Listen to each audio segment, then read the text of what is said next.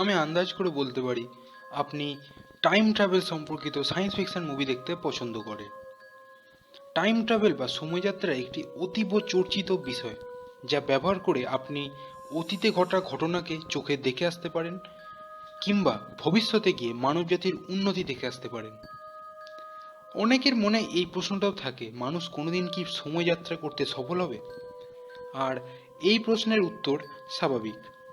আজ বর্তমানে দাঁড়িয়ে আমরা যে সব প্রযুক্তির সাথে পরিচিত, কয়েক বছর আগে এটাও মানুষের চিন্তারও বাইরে ছিল। তাই ভবিষ্যতে সময়যাত্রাও সম্ভব হতে পারে। এবার আসি মূল প্রসঙ্গে। ধরুন যে কোনো একটি ঘটনা ঘটলো যেটা অবাক করা বা ভয়ঙ্কর, সেটাকে ভিত্তি করে কোনো গল্প লিখলে ব্যাপারটি খুবই স্বাভাবিক। কিন্তু যদি এমন হয় যে গল্প লেখার কয়েক বছর পর ঘটনাটি সত্যি হলো, হ্যাঁ ঠিকই ধরেছেন, আজকের এই ভিডিওতে এই ধরনের কিছু গল্প এবং তার রচয়িতাদের কথাই তুলে ধরব, যা ভবিষ্যতে সত্যি হয়েছে।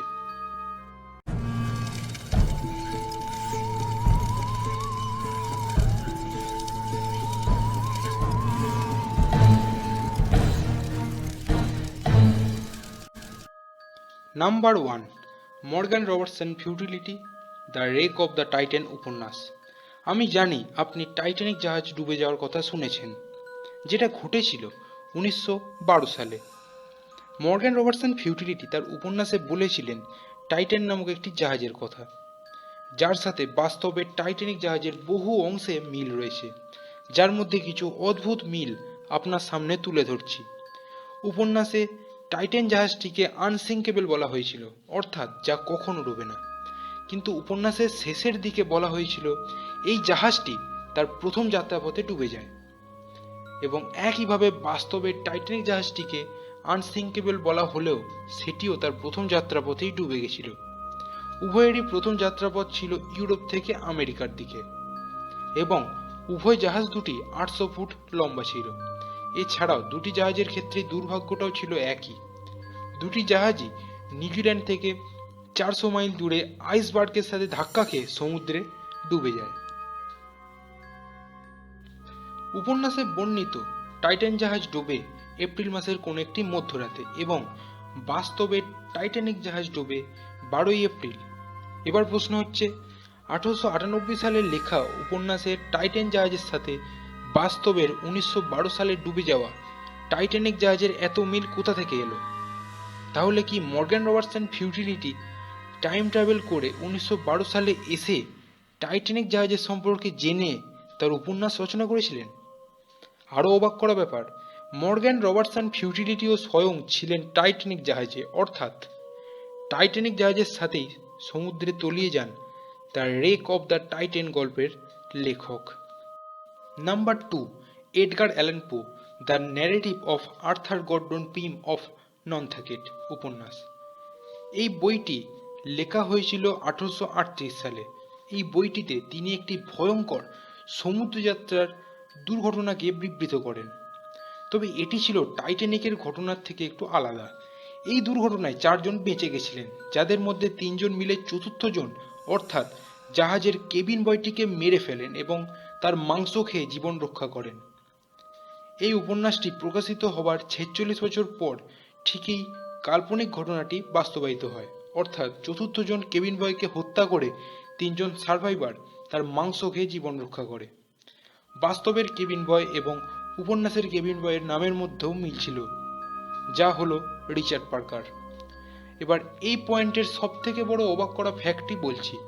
এডগার অ্যালান পো তার উপন্যাসটি প্রকাশ করার গোড়া থেকেই বইটিতে লিখে রেখেছিলেন এই গল্পটি সত্য ঘটনা অবলম্বনে রচিত, অথচ এই গল্পটি প্রকাশের আগে এরকম কোনো ঘটনা ঘটেনি।